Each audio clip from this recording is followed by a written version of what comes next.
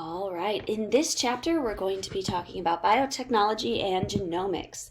Specifically, we are going to be covering the topics of DNA cloning and gene therapy. So in biology, when we use the term cloning, we mean the production of genetically identical copies of DNA, cells, or organisms.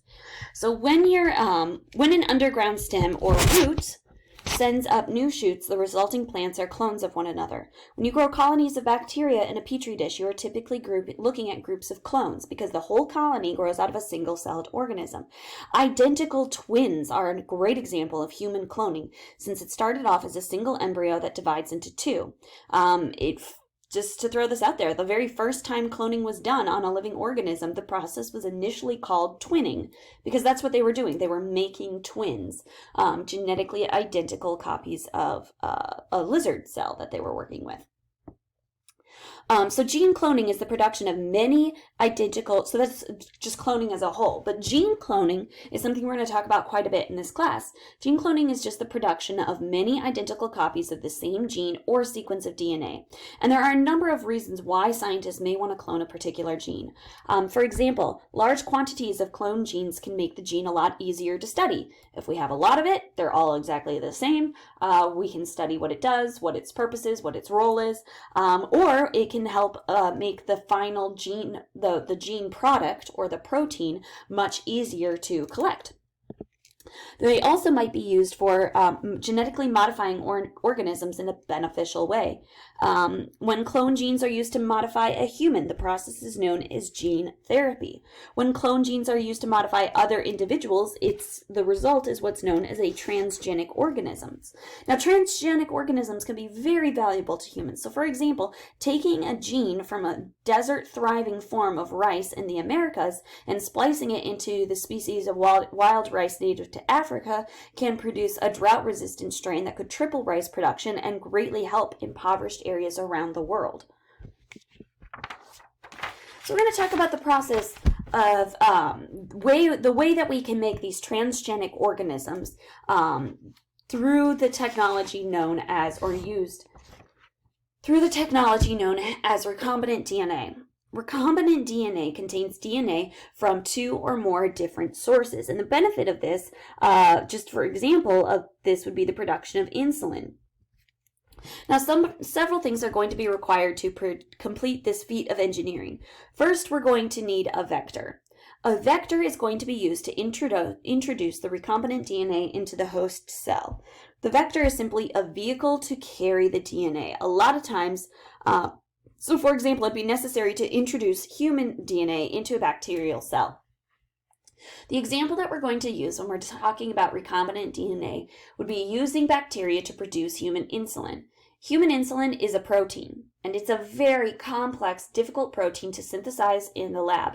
However, bacteria are like fantastic, amazing little protein machines.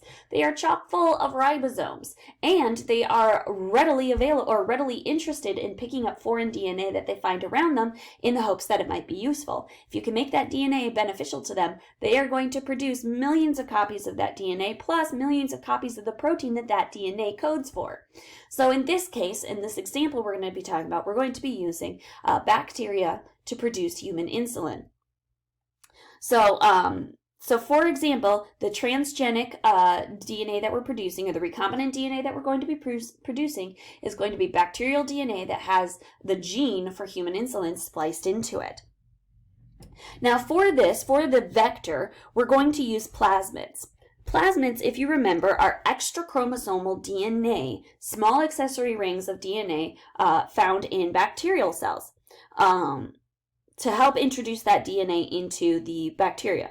Now, these plasmids are not essential to the day-to-day activity of the prokaryotic cell, but they can be replicated and reproduced if they are beneficial to the cell. They'll also be passed from one bacterial cell to another if it's beneficial. They'll pass them along. They'll say, hey, this was really useful. You should try some. So since the bacterial cells can already tolerate and use plasmids very well, it is beneficial and easy to use them for carrying extra chromosomal DNA, like the DNA we want to give them. So next, we're going to need two different types of enzymes to help introduce this foreign DNA into our vector DNA. The first enzyme that we're going to need is what is known as a restriction enzyme. A restriction enzyme is going to cleave the DNA. It is going to be necessary to remove the desired DNA from the human chromosome and cut open the bacterial plasmid. So what we're going to do is we're going to go over to the human chromosome and we're going to say, where's the gene that we need? Because we don't need to replicate an entire human chromosome. That's not the goal here. We're just replicating a particular gene that's going to produce human insulin. So we go over to the human genome, we say, okay, this gene right here is responsible for producing insulin. That's the one that we want. So we're going to cut it out. We're going to splice it out of the chromosome. Once we splice it out of the chromosome, we then need to put it into the plasmid. So we're going to cut open the bacterial plasmid, we're going to cut the piece of human DNA that we want out of the human genome, and we're going to splice it right into the bacterial plasmid.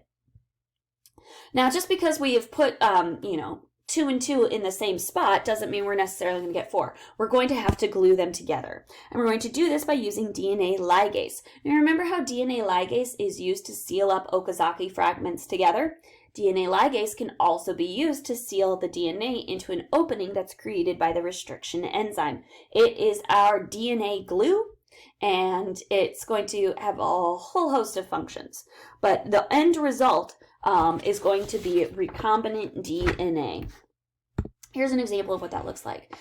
So here we have our human cell. Here we have the particular chromosome that carries the information for making human insulin. We are going to use a restriction enzyme. The restriction enzyme is going to cut the gene of interest out of our human DNA, and it's going to make a slice right in the bacterial plasmid. Now, when it makes that slice, it's going to make that slice sort of jagged. This is what we call a sticky end, and we're going to talk about that in our next slide.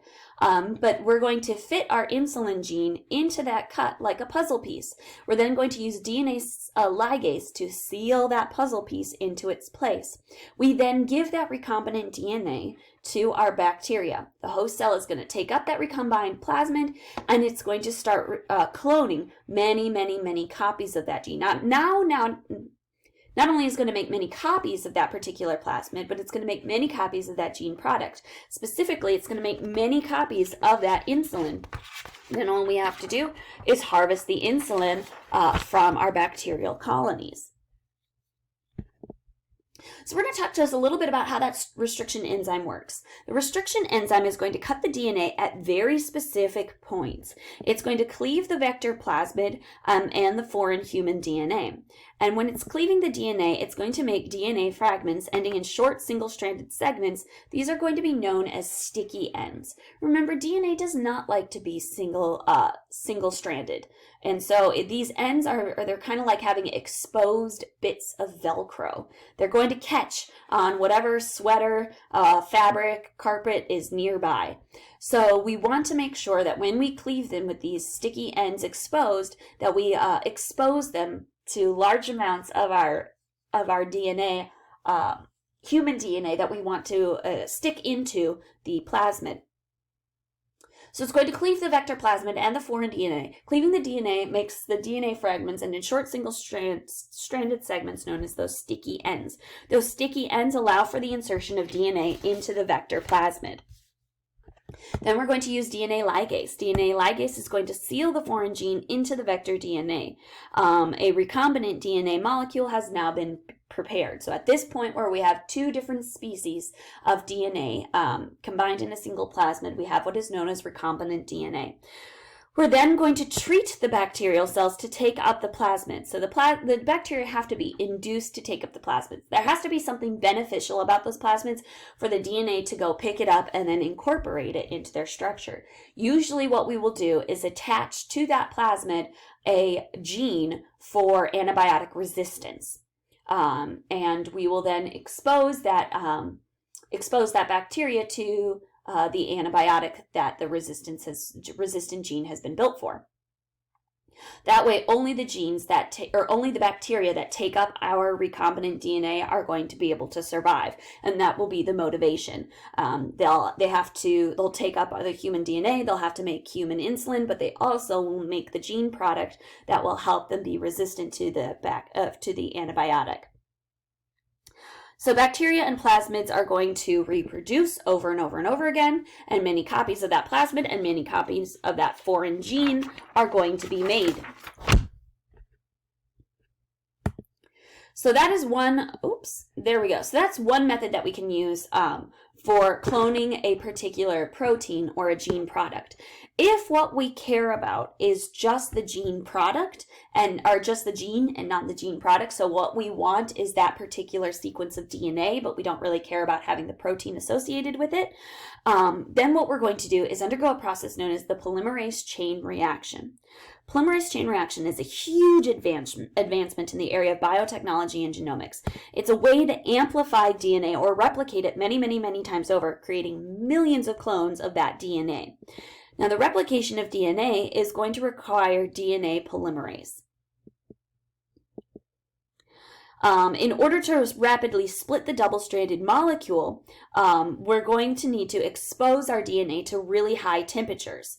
The really high temperatures are going to sort of melt the DNA strands. They're going to make that DNA go from being double-stranded to single-stranded.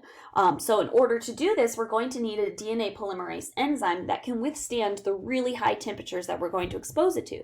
DNA polymerase is an enzyme. An enzyme is a protein. And what do we know about proteins in extreme temperatures?